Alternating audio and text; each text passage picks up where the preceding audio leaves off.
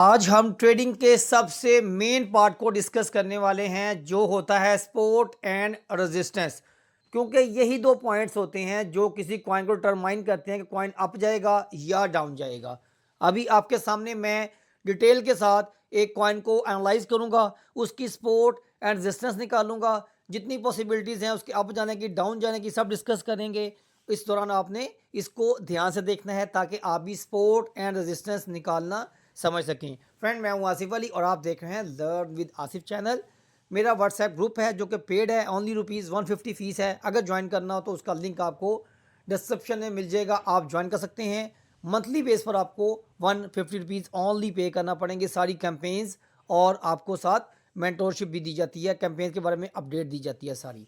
तो फ्रेंड, ये मैंने एक चार्ट ओपन किया हुआ है। इस चार्ट को मैंने 15 मिनट पर रखा हुआ है। कम से कम आपने 15 मिनट पर रख कर इसकी सपोर्ट रेजिस्टेंस चेक करनी है, या अगर 30 मिनट पर रखेंगे तो बेस्ट है। आप स्विंग ट्रेडिंग कर रहे हो, स्कैल्पिंग कर रहे हो या स्ट्रेट ट्रेडिंग कर रहे हो, उसके लिए जो कम से कम टाइम फ्रेम है वो 15 मिनट का है। इससे कम टाइम फ्रेम पर आपने इसको नहीं रखना। ये चार्ट आपके सामने ओपन हो गया। अब ये देखिए, यहाँ पर ऑटोमेटिकली दो जो हैं पॉइंट्स ड्रॉ हो रहे हैं ये डॉटेड के साथ।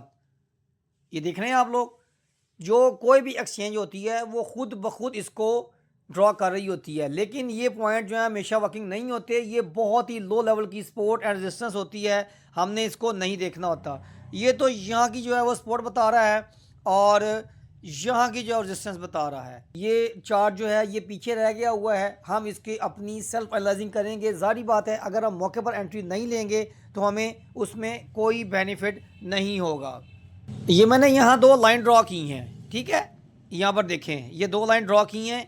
यहाँ पर ये लाइन जो है इनके अंदर मैं आपको समझाता हूँ कि सपोर्ट एंड रेजिस्टेंस जो है वो किस तरह से काम करती है। ये देखें, ये यहाँ से नीचे हो गया, ये रेजिस्टेंस है, सॉरी सपोर्ट है।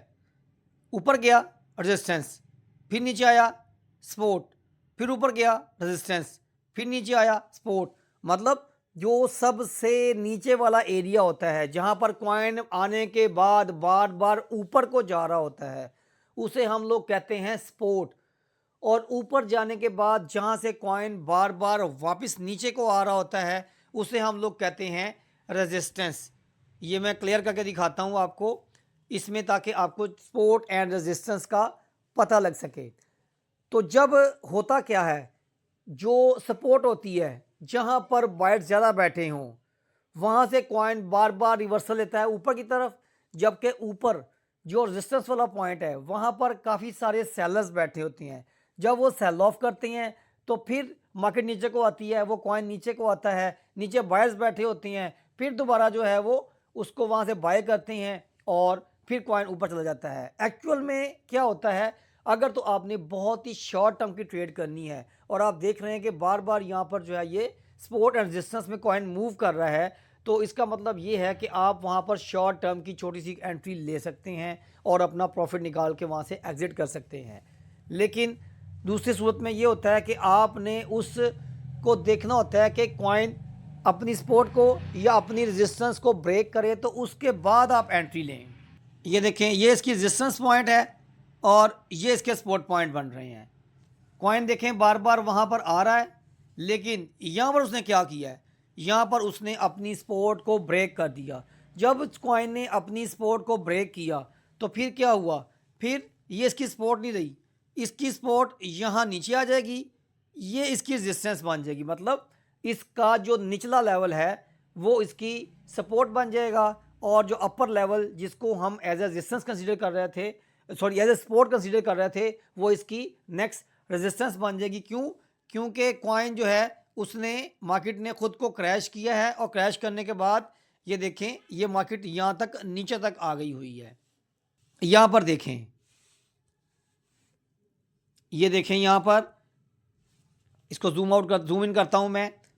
ये बिलफर्ज अगर मार्केट ऊपर को यहाँ पर जाती है, मूव करती है, तो कन्फर्म हो गया ये इसने अपनी रेजिस्टेंस को ब्रेक कर दिया और ये ऊपर से ऊपर जाएगी। मतलब जहाँ से रेजिस्ट हो रहा था, जहाँ से सेलर्स थे मौजूद, अब वो सेलर यहाँ पर सेलिंग नहीं कर रहे, अब बायर्स जो हैं वो बढ़ गए हैं और हमारी जो यहाँ पर एंट्री है वो यहाँ पर एक बनती है।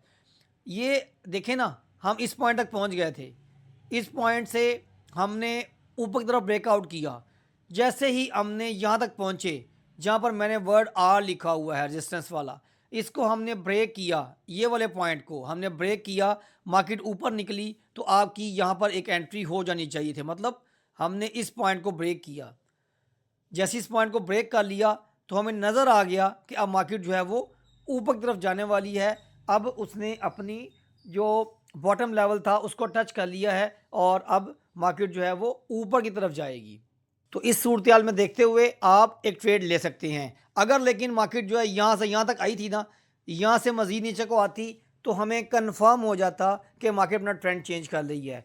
हमेशा एक बात याद रखिएगा, कम अज़ कम भी 3 दफ़ा सपोर्ट या रेजिस्टेंस ब्रेक ना हो तो ट्रेंड चेंज नहीं होता।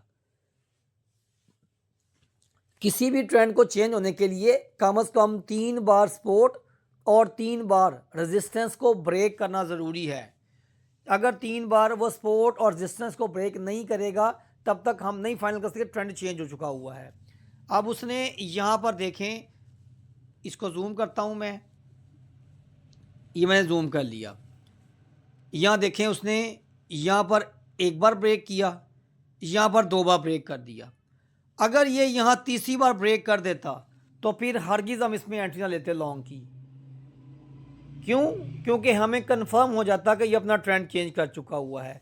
लेकिन अगर यहाँ से मार्केट वापस हो जाती है, ये एक पॉइंट, उसके बाद ये वाला दूसरा पॉइंट, ये तीसरा पॉइंट, ये 3 पॉइंट्स को ब्रेक कर जाती है, ऊपर चली जाती है, तो फिर हमें चल जाएगा पता कि ये अब ट्रेंड शुरू हो चुका हुआ है। तब हमारी एंट्री जो है वो 100% इसमें सेफ़ हो जाएगी। हम उसमें सेलिंग नहीं करेंगे, हम उसमें उसको होल्ड करेंगे और अपना मैक्सिमम प्रॉफिट जो है वो गेन करेंगे। आपको सपोर्ट एंड रेजिस्टेंस के साथ साथ मैंने अपना हाई प्रॉफिट गेन करने का तरीका भी बता दिया हुआ है। एक बार फिर रिपीट कर देता हूँ मैं, शायद कोई कन्फ्यूजन रह गई हो। आपने सपोज यहाँ पर एंट्री ले ली, ठीक है, यहाँ पर जो है वो मार्केट आई थी यहाँ से आपने एंट्री ली है एक। उसके बाद अब आपको नहीं पता कि हमने इसको सेल कहाँ करना है, तो मार्केट को देखें। अगर मार्केट इस पॉइंट को ब्रेक कर देती है तो पहला पॉइंट ये ब्रेक हुआ था, दूसरा पॉइंट ये ब्रेक हो गया, अभी होल्ड रखेंगे अपने आप, सेलिंग नहीं करेंगे। अगर इस तीसरे पॉइंट को भी मार्केट यहाँ से ब्रेक कर जाती है और ऊपर निकल जाती है, 3 पॉइंट ब्रेक हो गए रेजिस्टेंस के, इट मीन्स अप ट्रेंड बन गया हुआ है, मार्केट अब बहुत ऊपर जाएगी, बहुत ज़्यादा ऊपर जाएगी।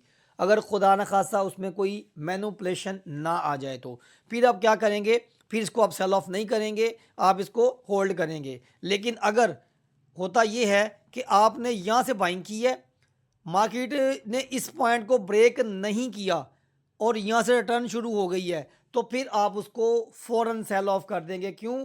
क्योंकि अभी मार्केट का ट्रेंड जो है वो प्रॉपरली चेंज नहीं हुआ।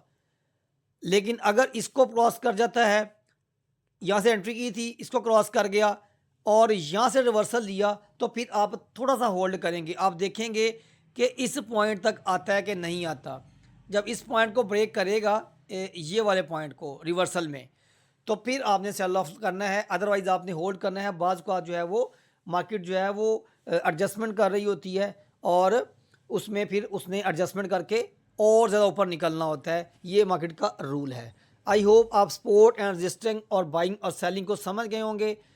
कोई प्रॉब्लम हो अगर तो आप मुझे व्हाट्सएप करें, मेरे से गाइडलाइन लें, मैं आपको इंशाल्लाह उसके बारे में बताऊंगा। वीडियो अच्छी लगी तो लाइक ज़रूर कीजिएगा। इंशाल्लाह बहुत जल्द आपसे मुलाकात होगी, तब तक के लिए अस्सलाम वालेकुम।